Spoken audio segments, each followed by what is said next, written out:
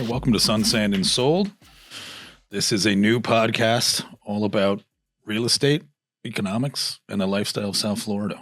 I'm Josh Tomey, here with my co-host David Haber. David? Hey, Josh. Nice to see you. You're sitting smiling. You look happy today. I'm happy. I can hear my own voice. It's a wonderful thing. And it is a beautiful voice. We are joined by Kyle Haggerty, our producer, who is going to try to keep us from going off the rails at least too violently today. We're going to do our best, I promise. So I didn't even know there were rails. And I think we need to get Kyle's mic live too. We'll get his mic live as well. Yeah, that way he can, again, course correct when one of us says something deeply inappropriate, which I'm going to go out on a limb and say is going to be David first. If we want to take, I'm betting on me. If we want to take, if we want to do a betting pool, every episode on who's going to, either swear or say something that's going to have to be edited and post first, I'm taking David every single episode. I'm betting 1,000 on me. I'm even doing it at 1 to 2 odds. You got to love the confidence that he exudes, because it's everything. And for those of you, who are listening right now, you can't see David's socks or shoes, which is a real shame, because this is something. It's a Christmassy kind of thing. It is very It's Christmassy. my money green shoes and my red Christmas socks. I love it. To go with my blue Hanukkah shirt. I would wear it. I have Christmaka, or whatever you want to call it. Well, you and I are both Christmaka. You and I are both from split households. So Yes. so David's Jewish. His wife was born Catholic. Right. I was born a non-denominational, non-practicing Christian, but my wife is Jewish, and she's Jewish really by birth only. I wouldn't say actively practicing, but we have a menorah and we do the big holidays. Some of them with you. Yeah. Passover. Exactly. Listen, you and I get to enjoy the best of both worlds that way. That's correct. So happy holidays to all. It's all about family, though. It is all about. And no matter what denomination you are, when it comes to festivals, the festival is really about sharing it with the people you love. So luckily, I get to share a lot of the festivals with you because I love you. Oh, well, the feeling is mutual. And speaking of festivals, so with no further ado on the segue into our content, we just finished Art Basel. I ran away. You did. I ran away. Why? Well, we're going to talk about traffic and transportation and its impact on real estate. But really what I wanted to do first was to let us introduce ourselves to the audience so they know who we are, why we've chosen to do the podcast, and what they can expect in the future. So I love it. I'm going to let you lead the way because your resume is a lot longer than mine. David's a lot older than me. So he's got, there's many and more yet years. We're both bald. And yet, listen, we do and gray bearded. We do the best we can. Right. I'm the only man here with hair. Got it. So Kyle, the exit's on the far side of the studio anytime you're ready to go. So I am, and by the way, I'm the Travis Kelce of this podcast, and you're the Jason Kelce. So just want that out there. The idea of the podcast was Josh's, not mine, because I didn't know what a podcast was 3 or 4 years ago. My wife listens to them. Josh talks about them and listens to them. I had never seen one, heard one, until I heard the Kelce's podcast about football, which I really enjoyed. But the purpose of this podcast is to discuss real estate and trends in South Florida, things that impact it, culture, where we are, where we're going. My background is as an attorney. I am a board certified attorney in the area of condominium and HOA law. I have tremendous experience over the last going on 39 years in real estate litigation, construction litigation, condominium law, business litigation, banking litigation. So I've dealt with real estate pretty much throughout my career. My family started in real estate, and my father taught me a lot about real estate. First lesson he taught me was location, location, location. Most important 3 words in real estate, which I never forgot. And he taught me about cap rates and taught me about the relationship between the stock market, real estate, interest rates, bonds. And I've always been fascinated by real estate, and I invest in real estate. I am the managing partner of Haber Law, which is a 37 attorney firm located in Wynwood. Recently 37, right? Recently 37. We just acquired Gursky Reagan, which is a condo and construction practice. We have 4 areas of practice, real estate being one of them, complex commercial litigation, and condominium and HOA law, as well as construction law. So it fits very well within what we're talking about in this podcast. And I have, numerous real estate partners that I invest with, and I've learned a lot from, because they know far more than I do. But I think I can bring something unique to the podcast, not just from the legal perspective, but from having grown up here and having lived here since 1972. Oh, amazing. That's 20 years before I was even born. So that's, no, I'm not. I wish I was that young. David's going to tell you to go out the door. He won't tell me to go out the door. All right, then I'll your turn now. I yak now. You yak. I'll pivot quickly. So, Josh Tomey, I've been in Miami for 20 years and spent all of those 20 years in various forms of real estate. Started in hospitality, moved into property management, and now in property management and development. Area of expertise has always been condominium associations, especially those in the luxury space. Have expanded out into multifamily, and again more into the development space. I'm the chief operating officer and managing partner of Blackbriar Management, also based here in Miami. Like David, it's the perspective one gains from being in a space for a long period of time is not just what's going on, but you get a little bit of the ability to prognosticate, because you've seen the patterns evolve. And even though Miami's a little bit of everybody's guessing game right now, as is the rest of South Florida, you get a certain perspective on the way the market is going to react, and all the lifestyle conditions that evolve as part of it. One of the most interesting things about South Florida to me is the mass immigration from other parts of the country, from other parts of the world. That Miami is still very much a city, and South Florida by extension region in development. We're on the rise. Yeah, and it's look, it's a hot city.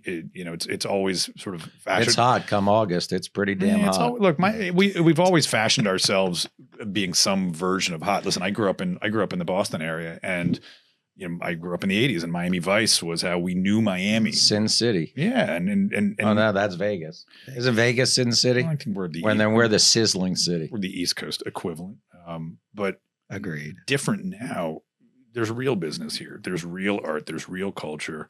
And part of the reason we did this podcast is real estate's at the center of all of it.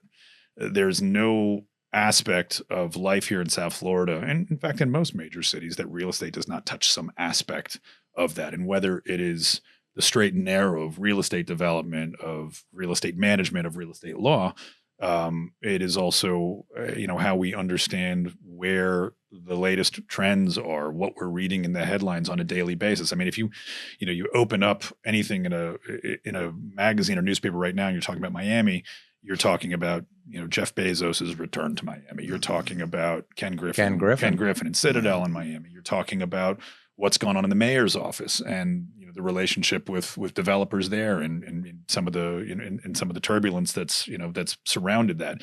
So it's everywhere. It's not just that. It's also you look at South Florida now, and you look at the influx of the people from the Northeast, and you look at people from Europe coming here and from all over the world, and now, in the last year, we're talking about things like interest rates and what is going to be the impact of higher interest rates on South Florida construction. I mean, we all see the cranes outside, but what's going to happen? And then you talk about hurricanes, and you talk about insurance, and how are we going to get windstorm insurance for condominiums and businesses. And I think they're all interacting with one another. And then you look at the high-end luxury market, which is still on the rise.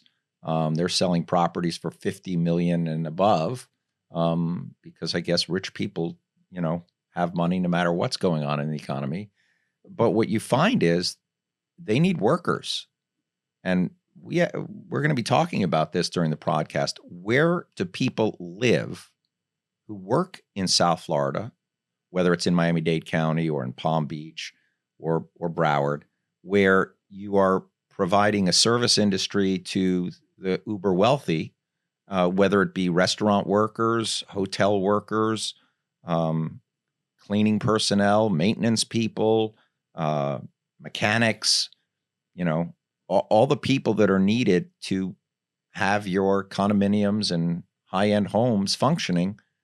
If they have to drive 2 hours to get to work, Right. they cannot afford to live near where they work, number one. And number two, they can't afford the gas and the sitting in the car for 2 hours. So we have some real transportation problems that we have to deal with. Well, look, I mean, diving right into it, you're talking about some of the most elemental issues facing South Florida generally, right? This is not just a real estate conversation. This is general affordability of life here. And obviously it starts with real estate. It starts with saying, can you even afford to move to South Florida? Can you afford to rent in South Florida?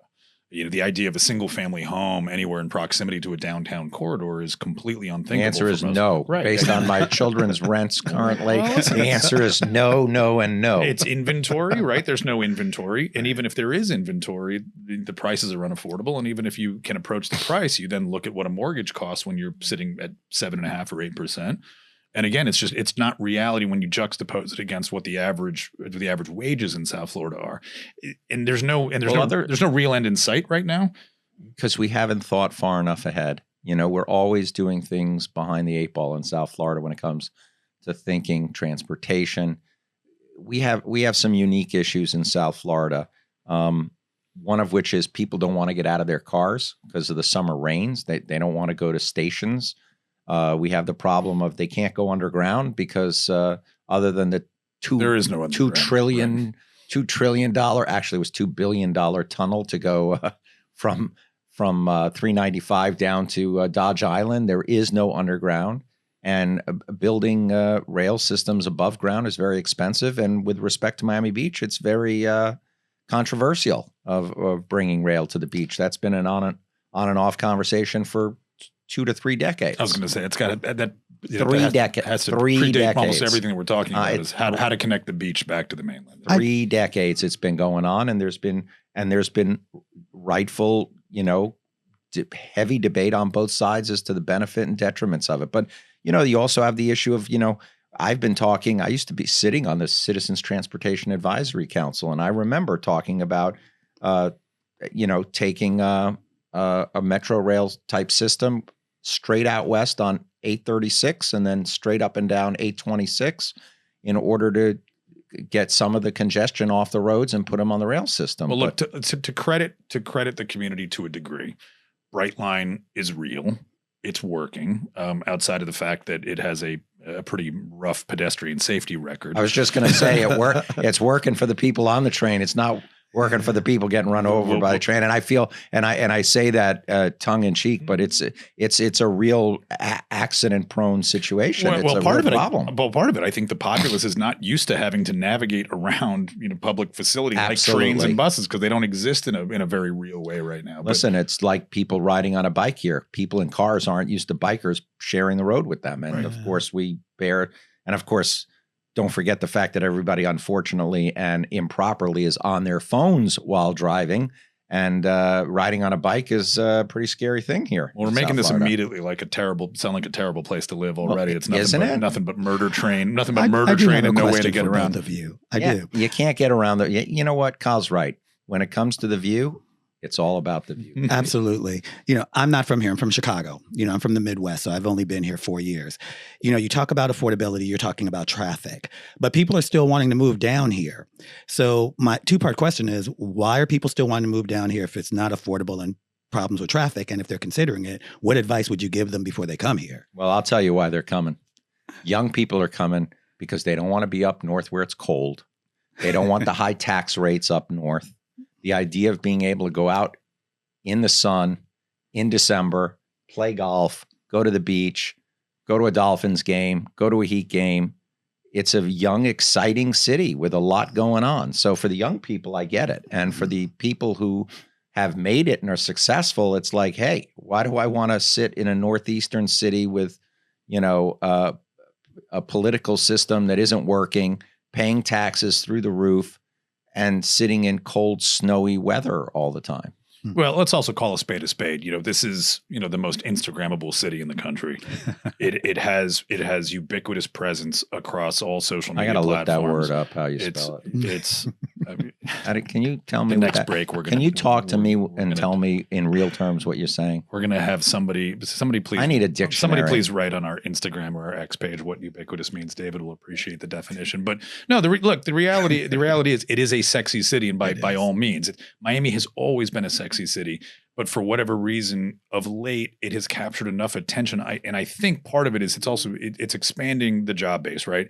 Because there's now real tech here. There's now real finance here. And so what used to be a city whose job economy was principally based out of the hospitality industry or local business has now expanded into national level, international level finance, international level business interests that bring people in. And I think so let me ask you a question about that. Do you think that COVID and the invent or onvent or whatever you want to call it, the Zoom economy, if you will, the concept that you can be working from anywhere has changed finance? Because it used to be you had to be on Wall Street to be in Wall Street, but now you can be anywhere. Yeah, and I think we can argue the merits of remote work on a completely different episode, but I think you're right in saying what happened during COVID was big industry learned that they could survive with remote employees. You could be anywhere. Nobody had tested the theory in a meaningful way, and a pandemic has forced us to test that theory in a meaningful way. It worked, and so then at that point, saying, "Well, I could be anywhere doing this job. Where would I want to be?" And you want to be where it's 80 degrees year round. You want to be where there's far more choices in terms of. I don't know where you live. It isn't 80 degrees year round. Well, it's 80 degrees from November to about April. And for those of you listening, come June until the beginning of October, get out of town. Well, let's call it an average of 80 Get out degrees. of town. I mean, it's actually been a little. It's actually beautiful right now. It's been lovely. But like, I want to turn the clock back because I think some of Kyle, to your question, I think some of this we got to go back, and I would probably want to ask David, a couple of questions. I think his perspective is going to be important. We go back to 2007, 2008. We go back to the economic collapse at that time. And Miami had followed, what some people feel like is a hauntingly similar trajectory to the one we're on now, which is, massive development. Boom and bust, baby. Right. And so we did see an influx at that time. It was not nearly what we see, and not proportionally to what we see now, but look, there was a huge construction boom. There was a big influx of new members of the South Florida population that we hadn't seen before. There had been some legislative effort that opened up Latin America channels, to the United States financially that were different, and so that obviously came down around our heads. And for those of us who worked around the condo space at the time, and we know what a precarious time that was. It was. Let me tell you, 1 in every 3 condos was being foreclosed upon. Right. And they weren't paying their maintenance, and the associations were, some of them were teetering with bankruptcy and couldn't afford to operate. And of course, that's just part of it. Then you had the mortgage meltdown, and you had all of these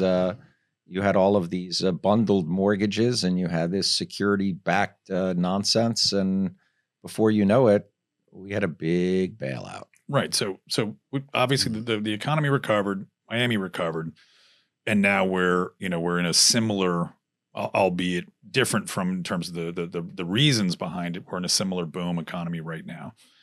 You and I have talked a lot. You've certainly been featured in a lot of national publications and broadcasts, and I've done some on the local level, which is after the tragedy in Surfside, when that condominium collapsed and took those lives.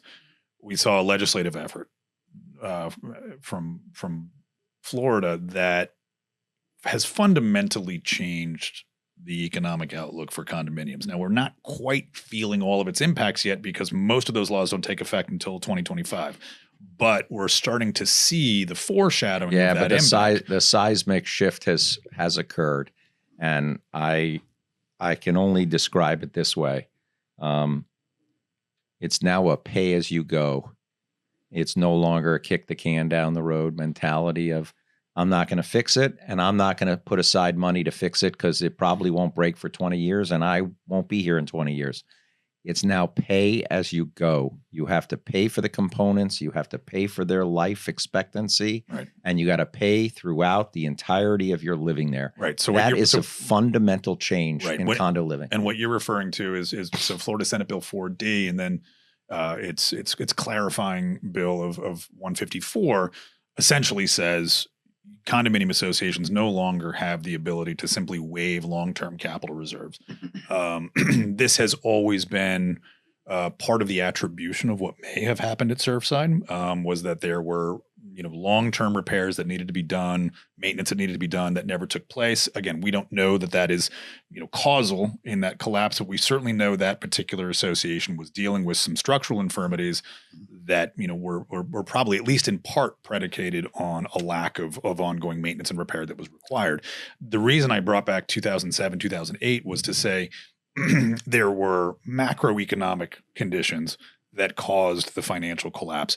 This is a little more microeconomic if we look at it sort of in the context of Florida. And so it's not, it's been a little bit of a perfect storm when we look at interest rates and insurance costs and all of that. But if we just isolate this to the conversation on the legislative change, I guess my question for you, David, with the perspective that you have, 30 plus years, what's the difference between now and then? Because as I look at it, and I'm, more on the operations side, and I'm somebody who designs these budgets, for new developments, I'm somebody who's been working on them for nearly 20 years and operating condos.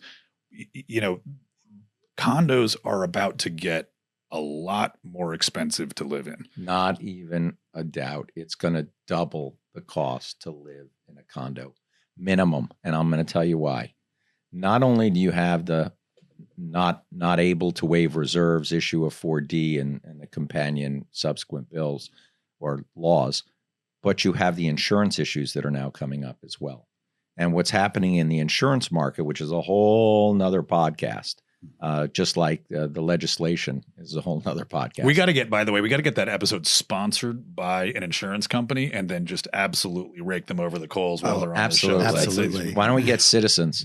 Right. If they're going to show up, hopefully they're still in business. All right. So what you're looking at is right now in the last year, 50 to 100% or more in premium increases on windstorm. And what you're having is after the tragedy in Surfside is you're having insurance carriers, and by the way, similarly, lenders who won't provide mortgages in condominiums that have not done the repairs. They don't want to be lending to the owners in a condo that's not financially solvent. Right. There's this cumulative effect that's going on. It's a totally cumulative effect. And what's happening is if you don't have the roofs done and you don't have the concrete work done and you don't have the paint job and the waterproofing done, you can't even get the insurance now. And so how do you sit on a board?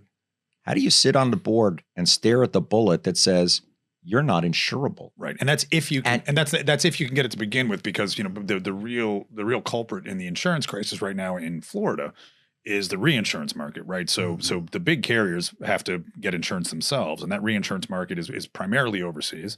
And the actuarial analysis that takes place in looking at the affordability of insuring these buildings, which, by the way, and part of our issue here in South Florida, these buildings are getting bigger and bigger and bigger. So 30 years ago, a 40-story high-rise was about as big as you would ever see in a place like Miami. 60, 70, 80. We've got there's a building going up right now in downtown Miami. It's 110 stories. So it's that's kind of scary. So when you think about this, you're thinking about and a high wind. Right. You're thinking about saying, I don't want to be on the penthouse of that. Well, building. if you're a reinsurance carrier, you're looking at this and saying that's billions upon billions of estimated losses. You don't have to be an actuarial scientist to figure out that's a real problem. And putting Citizens as the insurer of last resort aside, you've got the largest carriers in the world saying we are not going to issue new policies in South Florida, which, by the way, is exactly what happens. So you've got some that can't get insurance, period. Right. But I think there's a bigger fundamental issue with insurance, which is that people in our country and around the world want protection for what really are acts of God, that there's no way in the end, if there's a tsunami or there is a catastrophic hurricane that hits downtown New York or downtown Miami or all of Brickell and Miami Beach, you're talking losses the likes of which have never been seen before. And they don't want to insure it. Tampa had a close pass. Pass, but they didn't get a direct hit. But they didn't. But look what it did to the insurance market. Even though there was no direct hit, didn't hit an urban center. But it was. But it scared the insurance market to, I have a boat. Right. Nobody wants to insure boats in the Keys. Sure. David, nobody wants to insure homes in the Keys. Right. I have a question for you, David. You mentioned that these associations can no longer kick the can down the road, that they got to start fixing stuff. Recently in the news, some of these associations have been quadrupling their assessments. These people are getting these assessments for $10,000, $20,000. Two-part question. Is that legal? And if someone gets something quadruple what they're used to paying, what recourse do they have? So the answer to the question is yes, it's legal. Okay. It's necessary. Some of these condos are presuming they go through all the right steps. Yeah, there's a process. Look, there is a process. You got to follow the law. You got to follow the declaration. You got to follow your bylaws.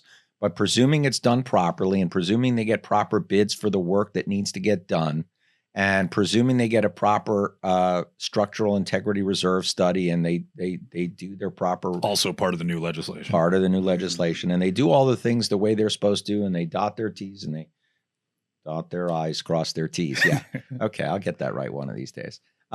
Presuming they do all of those things, it's legal and it's necessary. A lot of these buildings have not had proper maintenance for 30 and 40 years, and they just put, Band-Aids on things that need to be really fixed. Right. And so concrete, and one of the things about South Florida is it's a highly corrosive sea salt air environment. And so concrete is porous and it has rebar in it, and it is going to rust and it is going to corrode over time. And you have to address it. You have to continually maintain it. And if you don't do it, you're going to end up with a big bill at the end of the day, which is what happened at Surfside and what happens in a lot of these condos. Some of these condos now, it's not a $10,000 or $20,000 amount. It's a $50,000 or $150,000 amount. And so to answer your question, people are on fixed incomes. Mm-hmm. They cannot afford it. They love the view they have that they paid $250,000 for, but they don't have the $100,000 to pay for the special assessments that they need. So the association goes and tries to get a loan from a bank in order to finance it over time. And then if you don't pay your share, you will get foreclosed if they follow the right steps, right, and you will lose your condominium. What happens then is you have people going, I can't afford to live in this condo because I moved down here on a fixed income and now I can't afford it. And so what's happening is a lot of these older condos are now the target of condo terminations and investment from developers who say, this is a prime waterfront property. Let's knock it down and build another 70-story building. Which again is probably a whole nother episode in and of itself. But Kyle, let me go back to your question, because I think, from a layperson perspective, right? Kyle's not in the industry, and part of this is a lack of education for consumers, which some of the legislation is trying to rectify, right? And even if it's not at the state level, it might be at the municipal level. So, now in Miami-Dade, every condo association has to post its operating budget and public locations. You understand some of the core economics of a condominium. These are questions that buyers are now having to learn to ask, which is, what is the fundamental solvency of an association as a business? It's not just what does the view look like. Right. It has to do with, are you insured properly? How much money do you have in the bank? And do you have reserves? Or are you guys, deadbeats who haven't funded for 30 years? Right. But a lot of people fail to recognize in purchasing a condominium is that you're effectively becoming a shareholder of a corporation. Right. And in that, you need to look at the fundamental economic health of that corporation. And part of that is long-term capital reserves. But even if you have capital reserves, it doesn't mean they've been applied properly, right? You actually have to look at what maintenance has been done to assess whether or not you're about to walk into a situation where you're going to be handed one of those bills. Look, a lot of residents say this is just unfair. This was misrepresentation. I had no idea. I had no idea. Look, at the end, there is a buyer beware here, which is to say, if you are buying a condominium, by law, you're provided with the condominium documents, financials, et cetera. It's difficult to analyze that without asking a lot of very in-depth questions. And quite frankly, maybe even the management company can't answer for you because they've only been there for 5 years. And it was, 3 iterations of management companies and boards ago that actually were making decisions about whether to maintain or not maintain. I like saying, go into the garage, go look at the garage. Does it have water stains all over the walls? Right. Are the pipes corroded in the garage? I always say to people, go look in the garage. Don't look at the beautiful 34th floor view. Go into the garage and see what it's like down there. Right. Go walk the boiler room.